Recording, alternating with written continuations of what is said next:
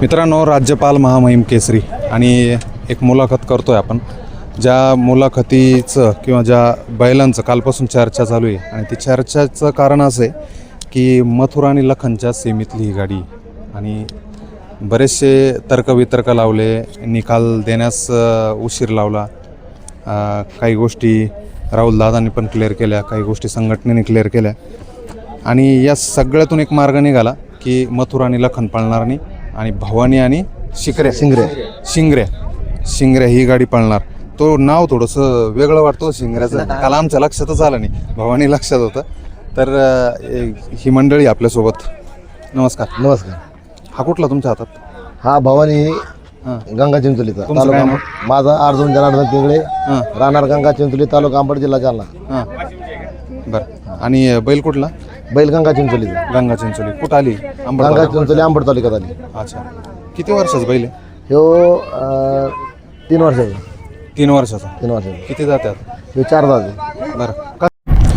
कशा पळाला म्हटलं? ह्यो शंकरपाटामध्ये याने पुष्कळ मैदान गाजलेलं त्यांनी. बरं. किती गुलाल असेल शंकरपाटात? शंकरपाटामध्ये म्हणजे पटामध्ये गेला की ते गुलालमध्ये नंबरमध्ये 1 वर्षभर नंबर कोणाला दिलाच नाही. 1 नंबरलाच राहील फायनललाच. 3 फेऱ्याच किती मैदान झाले आता? 3 फेऱ्याचं हे जवळजवळ 4थं मारायचं. कुठं याच्या अगोदर फायनलला? एककोट पाचडला झालेलं आहे, बीड जिल्ह्यामध्ये एक याला झालेलं आहे, आपलं रॉयलागडला. एक फायनलला राहिलं. फायनललाच राहिलं. बैल कुठला आहे खरेदी नक्की? खरेदी ना आपल्या घरच्या गायचा बरं आहे. घरच्या गाईचा आहे? घरच्या गायचा. बर. एक गावरान बैल आहे मित्रांनो आणि कालपासून ज्या बैलाची चर्चा चालू होती तो भवानी, तिकडं तो शिंगऱ्या, तो कुठला आहे? तो रुई बारडीचा. त्याचे मालक कोण? त्याचे मालक लक्ष्मण मुसळे. बरं. कुठं आलं ते गाव? हे आपल्या शेजारीच आहे, समजा 10-12 किलोमीटर. बरं. अंबड तालुक्यात. काय झालं त्या प्रश्नाकडे येऊ नक्की. आता काय झालं होतं काल नक्की? काल नक्की मग झालं की आमची गाडी 5 नंबर गटामध्ये 4 नंबर पाटील उतरली आणि राहुलभाईची गाडी 5 नंबर गटात 5 नंबरलाच पाटील उतरली. पण तिथं आम्हाला वाटत नव्हतं की असं होईल की, पण आम्हाला असं वाटलं की कसं होता तेव्हा एवढा मोठा महाराष्ट्रात गाडलेला बैल आहे की निदान तर आपण त्याच्या पाठी त्याच्यासोबत पळाल तर आपण त्याच्यातच समाधान मानू समजा. ही आमची भूमिका होती. पण नंतर असं झालं की भावानी, आम्हाला माहिती आहे भावानी एकदा पट्टीत पळणं स्पीड लावला तर नंतर मग ते कुणी पण येऊ द्या, मग त्याला ते गती दाखल्याच्या नंतर ते त्याचं कामच करणार.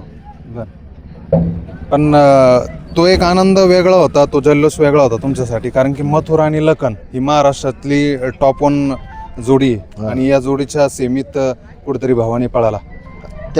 आजपर्यंत सगळं सार्थक झालं. सार्थक 100% आम्हाला असं वाटलं की आपली गाडी कुठं गटपास झाली, सेमीला जर नाही राहील तर काय हरकत नाही, पण मथुरमध्ये आणि लखनमध्ये गाडी पळाली.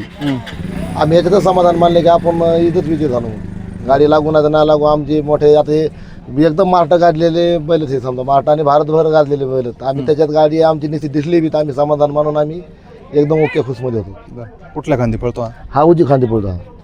काल गटात कितव्या तासावर गाडी होती? काल 5व्या गटात 4थ्या नंबर पाटला होती. आणि सेमीला तास? सेमीलाच ना. गटामध्ये 3 तास होते गटाला. अच्छा. आणि सेमीला 5 नंबर गटात 4थ्या तास होती. आज फायनलला किती तास? आता फायनल आम्हाला शेवटचा लास्ट तास आला, 10वा तास आलं. पण तो बैल पब्लिकला एकदम कच्चा म्हणजे आम्हाला गॅरंटीत वाटत नव्हती, कारण की तो बैल काही करू शकतो समजा. पण भवानीनं त्याला कुठंतरी हालू दिलं नाही, त्याला जाऊ दिलं नाही. आम्ही याच्यात बरोबर झालं. आता पब्लिकवर बायला चालणारा बैल नाही, तो पब्लिकवर हे जर पब्लिकवर याच्यावर राहतोय तर आम्हाला 100% अशी होती की काय ना काहीतरी करणारच होता. यांच्याकडे जाऊ. मेजर आहे का तुम्ही? आर्मी ते अकॅडमी चालू. तुम्ही? मी अकॅडमी चालवता. शरीर तुमचं तर मेजर गट आहे. अकॅडमी चालू. बरं.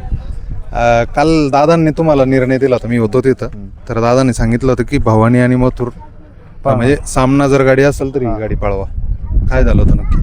नाही, त्यांनी काय झालं अगोदर सामना निकाल दिला.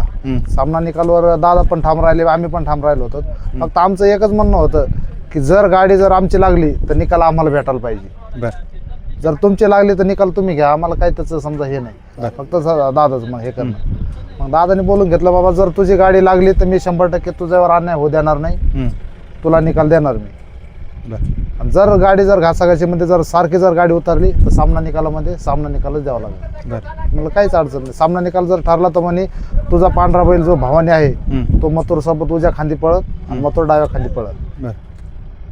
आता ज्या व्यक्तीला भेटायसाठी लाखोचा जनसमुदाय काल जमलेला होता आणि त्याच व्यक्तीच्या बैलाच्या सेमीमध्ये तुम्हाला पळायला मिळालं, भवानीला पळायला मिळालं आणि डायरेक्ट म्हणजे कनेक्ट झाले तुम्ही राहुल दादांशी. हो. पण राहुल दादाने पण कुठेतरी मोठं मन दाखवलं आणि खूप मोठं भवानीला मन आणि आहे, खूप मोठं. शिंगऱ्याला पळायला जागा करून दिली कुठेतरी.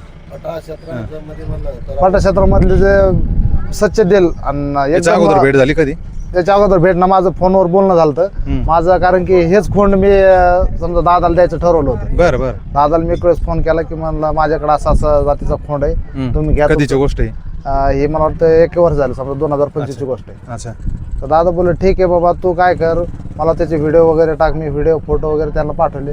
ठीक आहे चालतंय म्हणे, मी फुलंब्री साईडला येणार आहे म्हणे. जर फुलंब्री साईडला जर तुझा जर खोंड घेऊन येत असला पळवायला बघू आपण, जर मला आवडला तर तुझा नक्की खोंड घेऊन जाणार. बरं. मग मी दादाला आठवण करून दिली. माझा नंबर दादाकडे शेव होता. तर मग दादा म्हणे तुझं नाव सांग मला. मग मी नाव सांगितलं की नंबर आला. म्हणे अरे ठीक आहे म्हणे, तू केलता मला फोन. मग सांगितलं तू टेन्शन घेऊ नको, तुझा बैल मी. त्यावेळेस काय झालं होतं?